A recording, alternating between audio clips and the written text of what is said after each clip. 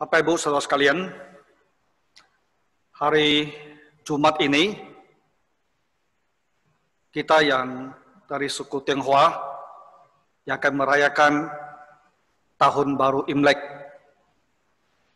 Jadi sudah sangat dekat ya, hanya 5 hari yang akan datang.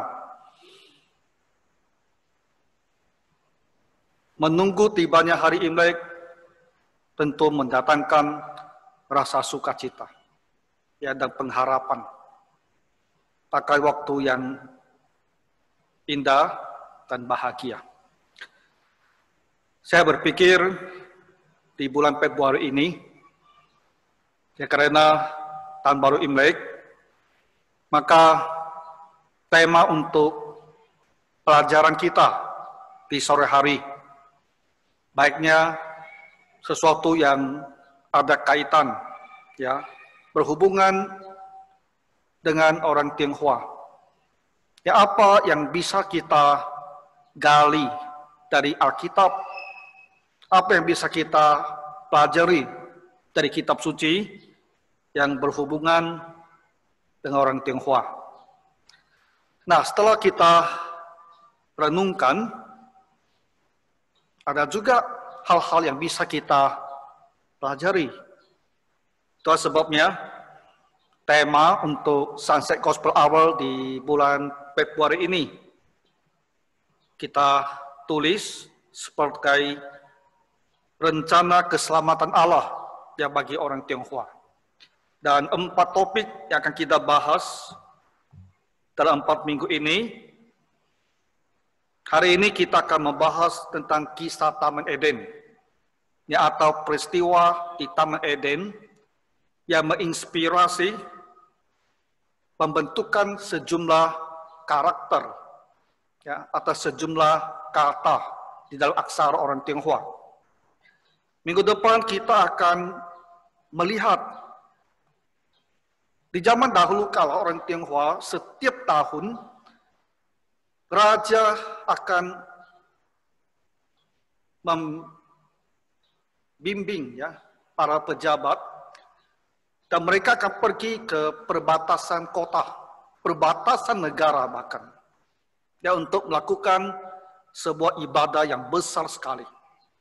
Itu disebut ibadah perbatasan.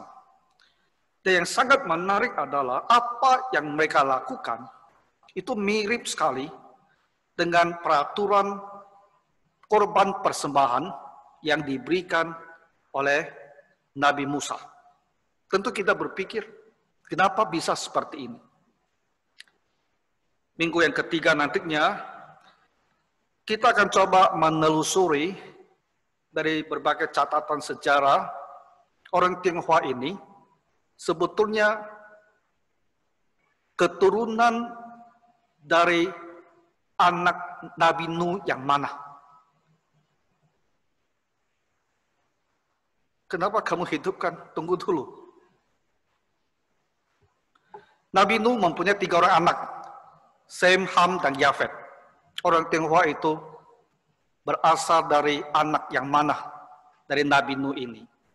Banyak orang adalah orang-orang melakukan penelitian ya dan memberikan gambaran ya bagaimana sesungguhnya asal-usul orang Tionghoa ini. Kita akan bicarakan hal ini pada minggu yang ketiga. Lalu yang keempat, kita akan membahas sebuah nubuat di dalam kitab Yesaya yang dengan jelas sekali ada menyebut Sinim, Tionghoa, tentang mereka yang datang dari Sinim ya untuk mencari keselamatan di dalam Tuhan Yesus. Nah, jadi dalam rangka Imlek, maka di Februari ini kita akan membahas ya 4 topik tentang orang-orang Tionghoa dalam kaitan dengan firman Tuhan Allah ini.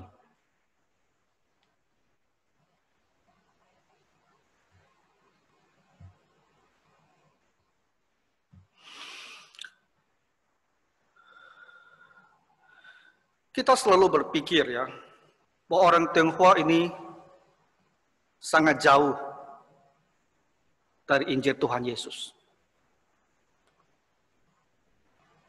sejarah yang begitu panjang ya, orang Tionghoa ini, tapi sangat minim sekali ada hubungan mereka dengan Tuhan, dengan Injil.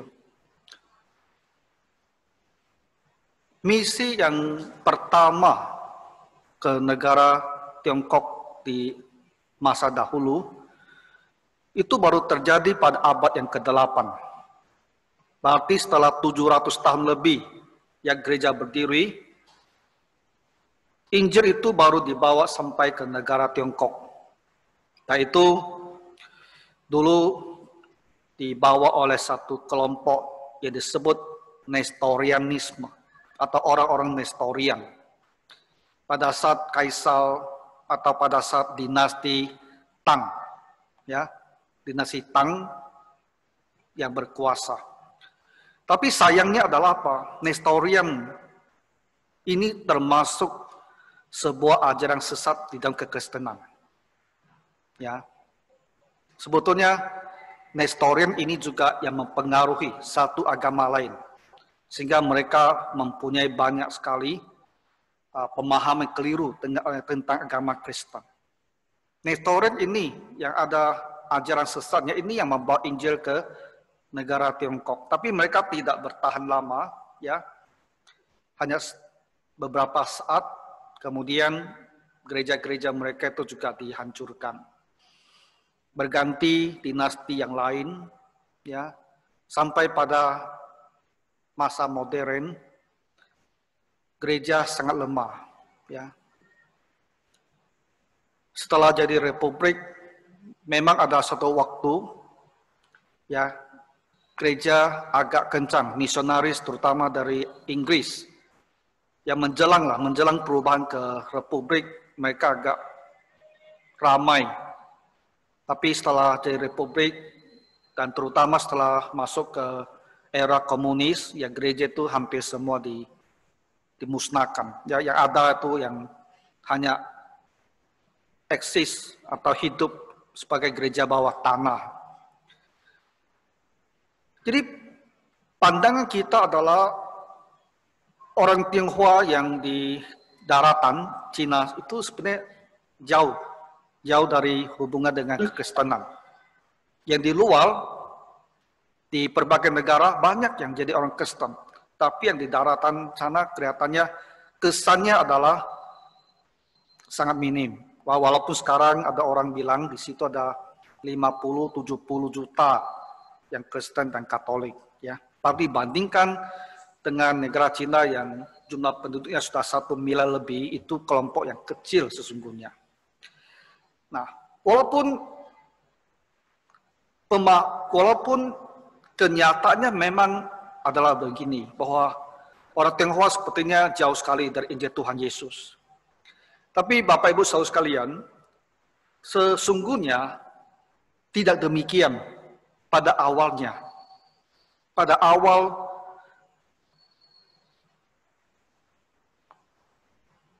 peradaban orang-orang Tionghoa. Kenapa? Kenapa pada saat mereka mulai menciptakan tulisan, banyak ide-ide dalam Alkitab itu yang menginspirasi mereka dalam menciptakan tulisan mereka. Hari ini saya hanya mau membahas beberapa karakter, ya, karena saya mau fokuskan dia ke Taman Eden saja. Ada kata-kata yang berbicara tentang pohon, ya, yang berbicara tentang larangan, yang berbicara tentang menahan diri, yang berbicara tentang mengingini sesuatu yang terlarang, yang berbicara tentang kematian. Ini adalah ide-ide abstrak. Tapi orang Tionghoa menggunakan bentuk-bentuk fisik digabung sedemikian rupa membentuk sebuah karakter untuk mencerminkan suatu makna, dan bentuk-bentuk yang mereka pakai untuk sejumlah kata itu ada hal-hal yang kita temukan di dalam Taman Eden.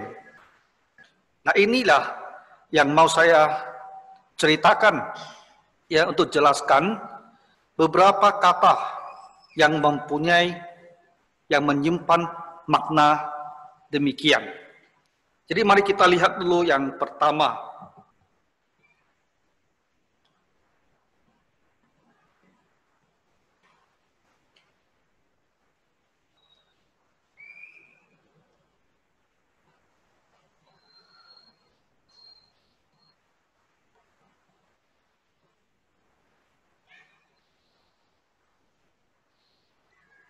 Nah, ini kita semua pasti tahu. Karena sekarang kamu ke mall, di mana-mana akan melihat tulisan ini, kata ini, karakter ini dalam berbagai bentuk. Nah, ini adalah bentuknya kurang lebih modern, tapi aslinya seperti ini. Nanti kamu akan mengerti ada makna terkandung dalam bentuk aslinya, bentuk ancientnya, bentuk kunonya. Nah, fu ya, secara umum dikatakan itu adalah blessings ya, atau happiness. Ya, kita terjemahkan sebagai berkat ya, atau kebahagiaan. Kata ini sebetulnya ada satu sisi yang kita sebut sebagai radikal ya. Ini sistem dalam bahasa Tionghoa sangat menarik. Ada kata-kata yang selalu bisa berubah bentuk dan dipasangkan kepada karakter kata yang lain untuk menciptakan makna yang baru.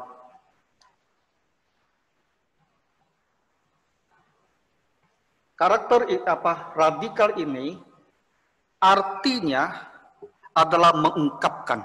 Kalau dia berdiri sendiri sebagai satu karakter atau sebagai satu kata, artinya itu adalah mengungkapkan sesuatu yang tak diketahui lalu diungkapkan. Sure. Ya. Tapi kalau dia berdiri di samping tulisan lain, berfungsi sebagai radikal, artinya adalah Tuhan. Nah, sekarang kita lihat saja bentuk kunonya ini. Karena bentuk ini sudah sebenarnya ada mengalami perubahan. Pien, ladang, ya, ini telah terjadi pergeseran makna sesuai dengan pola pikir orang modern. Orang modern Tionghoa kalau berpikir tentang fu, berkat, itu bersifat materi, kekayaan. Ngerti tak? Itu orang Tionghoa sekarang. Kalau dia bicara tentang berkat, yang dia bayangkan adalah kekayaan. Tapi aslinya tulisan ini adalah seperti ini. Nah, lihat apa ya? Radikal sen ada di sini. Tuhan. Lalu di sini ada sebuah buyung arak. Sebuah buyung yang isinya adalah arak. Untuk apa? Arak itu dulu digunakan untuk sembahyang. Dipersembahkan kepada Tuhan. Dan di bawahnya ada dua tangan. Dua tangan yang terangkat melambangkan sembahyang. Jadi di bentuk aslinya, berkat itu adalah berhubungan dengan Tuhan. Maknanya adalah ibadah, sembahyang. Jadi fu dalam pikiran aslinya itu bukan memikirkan berkat materi. Jadi pada saat orang Tionghoa menciptakan kata fu, mereka berpikir tentang Tuhan, mereka berpikir tentang arak yang dipersembahkan, mereka berpikir tentang diri mereka yang lagi sembahyang. Jadi fu, berkat itu mempunyai makna rohani. Bahwa kita itu dikatakan diberkati, itu selalu dalam kaitan dengan Tuhan. Dalam hubungan ibadah kepada Tuhan, disitulah terletak fu kita, terletak berkatnya kita.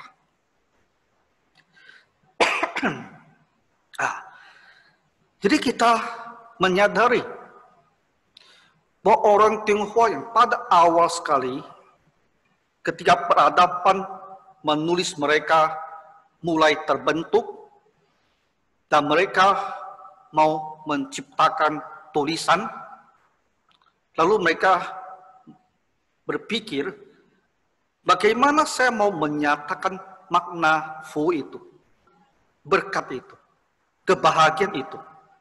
Maka mereka memikirkan tentang Tuhan, memikirkan tentang ibadah, tentang sembahyang, tentang diri kita yang menyembah Tuhan. Nah, ini idenya sama seperti dikatakan di dalam kitab suci. Berbahagialah orang, berbahagialah bangsa yang Allahnya ialah Tuhan. Bangsa atau orang yang bagaimana yang bisa dikatakan berbahagia. Dia berbahagia kalau Tuhan adalah Allahnya. Nah, jadi kita ikut bersukacita bahwa orang Tionghoa di masa dahulu kala, ketika mereka mulai mau menciptakan tulisan, di dalam hati pikiran mereka itu mempunyai konsep, mempunyai pemahaman tentang Tuhan, pemahaman tentang ibadat kepada Tuhan. Dan mereka ciptakan fu itu dengan menggunakan pemahaman tersebut.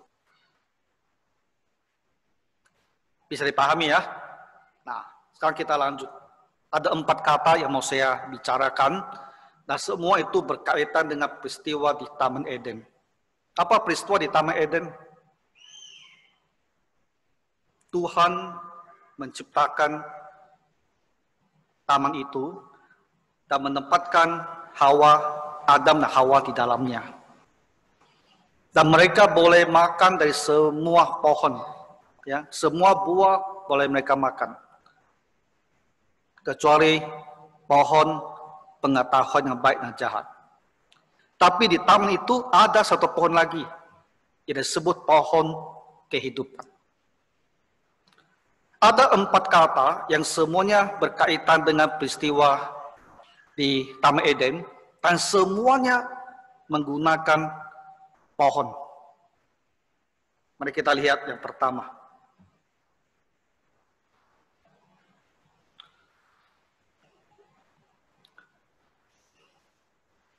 Jin. Melarang. Prohibit. Tak boleh melakukan ini. Itu adalah melarang. Dari Tuhan ke kita. Jin. Nah.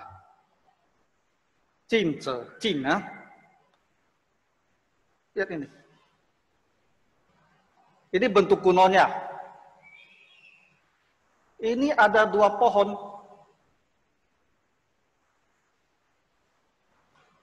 Dua pohon. Dan di bawahnya adalah kata tadi, se. Yang kalau berdiri sendiri, artinya mengungkapkan. Ya. Tulisan yang artinya melarang, mau dibuat seperti apa? Jadi orang Tionghoa itu berpikir, kata melarang, mau ditulis, dibuat dalam bentuk seperti apa? Karena melarang adalah sebuah konsep abstrak. Ya, tak ada satu barang yang artinya melarang, tidak ada. Lalu mereka ingat apa yang terjadi di Taman Eden. Di situ ada 2 pohon, dari situ ada Tuhan, dan Tuhan mengungkapkan, Tuhan menyatakan kepada mereka tak boleh menyentuh, memakan buah dari salah satu pohon tersebut. Jadi orang Tionghoa menulis kata Chin dengan menuliskan 2 pohon di atas dengan kata she. Itu artinya Tuhan, atau kalau beli sendiri artinya mengungkapkan. Ya. Nah, jadi ini adalah larangan yang pertama di dalam kitab suci. Dan untuk kata melarang ini, orang Tionghoa menulisnya demikian. Dulu ini dibuat 2 pohon ya dengan kata she di bawah ini.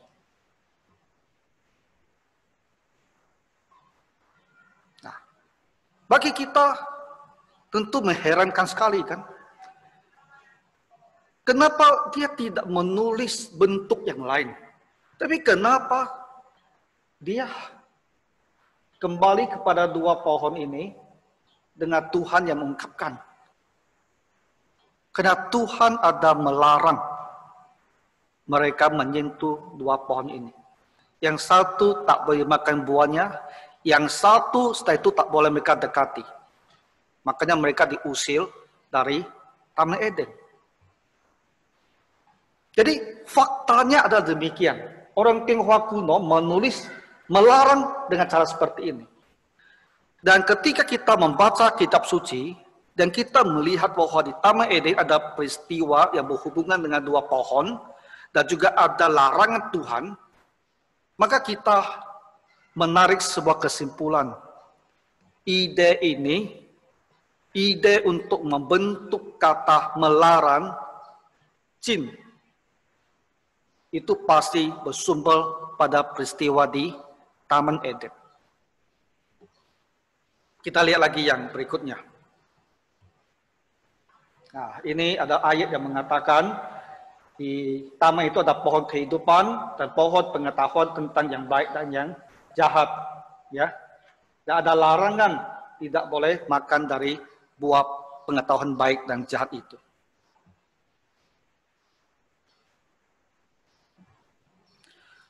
Huruf yang ketiga adalah su. Su itu artinya apa? Menahan diri agar tidak berbuat sesuatu.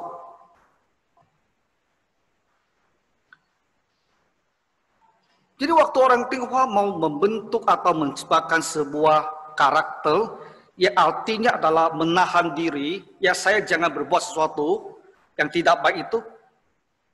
Dalam bentuk apa dia mau ciptakan kata itu?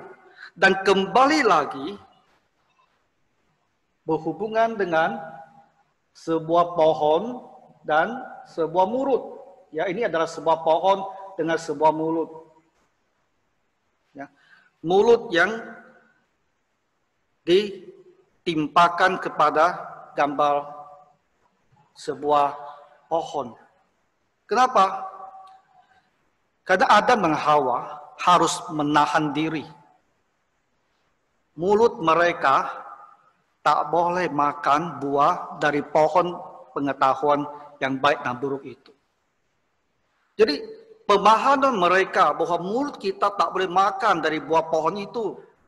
Jadi ketika mereka mau menciptakan kata artinya menahan diri, maka mereka buatnya adalah dengan sebuah mulut, sebuah kou yang ditimpakan kepada sebuah pohon.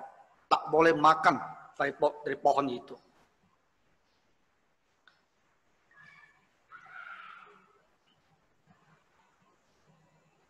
Kita lihat lagi ya.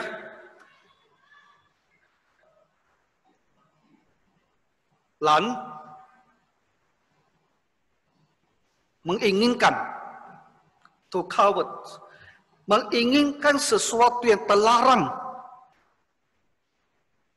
Bagaimana mau menciptakan sebuah tulisan yang artinya adalah jangan mengingini sesuatu yang tidak boleh diinginkan. Mereka teringat lagi peristiwa di Taman Eden. Ada dua pohon dengan seorang perempuan. Susu nih. Ya. Tulisan lamanya gini, dua pohon dengan bentuk seorang perempuan yang lagi berlutut di situ.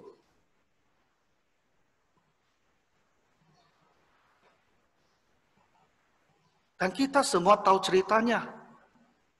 Siapa yang mengingini untuk makan dari buah pohon pengetahuan baik dan jahat? Adalah si Hawa, seorang perempuan. Maka dibuat seorang perempuan yang berlutut. Ya, bentuk ini akhirnya diubah, katanya seperti ini. Nih, ya, dua pohon, perempuan di bawah.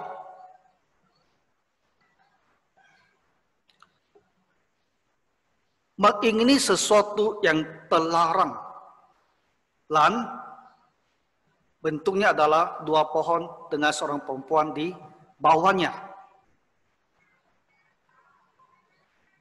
Jadi saya rasa kita tak bisa bilang ini semua hanya kebetulan. Karena kata-kata yang semua berkaitan ya dengan peristiwa di Taman Eden. Ya, Tuhan yang melarang makan buah, ada yang menginginkan makan buah, ada yang harus menahan diri tidak makan buah.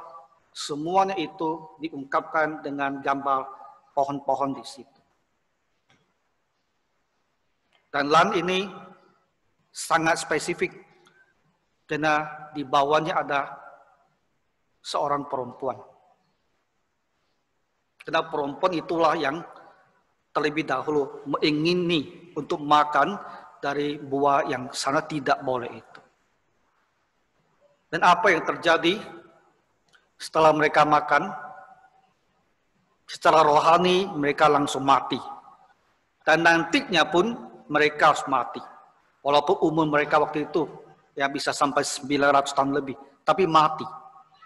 Bagaimana orang Tionghoa menciptakan karakter yang artinya mati atau sang?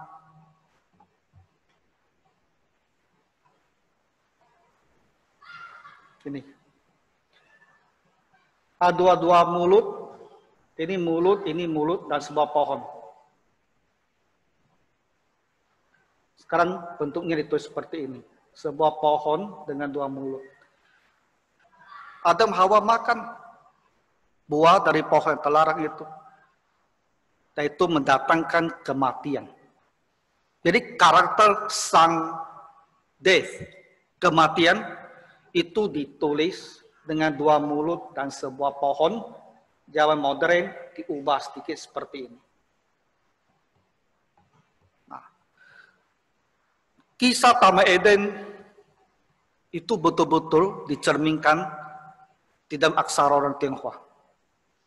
Ya. Kita hanya melihat beberapa huruf, beberapa karakter, karena berkaitan dengan Taman Eden saja. Tapi saudara-saudara, kalau kamu tertarik dan ingin tahu lebih banyak tentang karakter-karakter dalam aksara orang Tionghoa yang mempunyai makna di latar belakangi oleh ajaran, oleh kisah di dalam kitab suci, terutama di dalam kitab Kejadian, ada banyak sekali. Kamu bisa membaca buku judulnya The Discovery of Genesis, penemuan di kitab Kejadian. Ditulis oleh seorang Chinese bernama C.H. Kang dan oleh seorang Barat, Ethel Nelson. Ya, The Discovery of Genesis. Ke Amazon bisa kamu beli buku itu.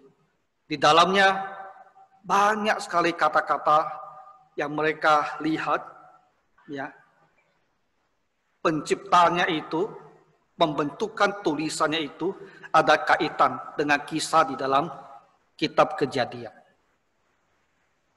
Kalau kita tidak membeli, kamu search sedikit di Google saja, ya sana sini akan mendapatkan sejumlah informasi. Ya, walaupun tidak lengkap, tapi akan memberikan ide-ide yang lebih mendalam bahwa dalam aksara orang Tionghoa itu sesungguhnya terkandung ya pengetahuan yang kita peroleh di dalam kitab suci. Maka akhirnya pertanyaan kita adalah, dari manakah para leluhur orang Tionghoa ini mempunyai pengetahuan demikian yang bisa mereka refleksikan di dalam tulisan yang mereka ciptakan? Dari mana pengetahuan itu berasal? Karena mereka tentu tidak mempunyai kitab yang ditulis oleh para nabi. Mereka tidak mempunyai kitab Kejadian yang ditulis oleh Nabi Musa. Jadi dari mana pengetahuan itu bersumber? Nah, Bapak Ibu, Adam tentu mempunyai pengetahuan. Keturunan Adam di sisi yang baik setelah Habel itu adalah Set. Dari Adam ke Set. Kita percaya bahwa pengetahuan informasi yang dimiliki oleh Adam itu pasti diturunkan ke Set. Ya, dan dari Set itu pasti diturunkan sampai nantinya ke Nabi Nuh. Pengetahuan yang berasal dari leluhur mereka yang ada Taman Eden itu pasti diturunkan.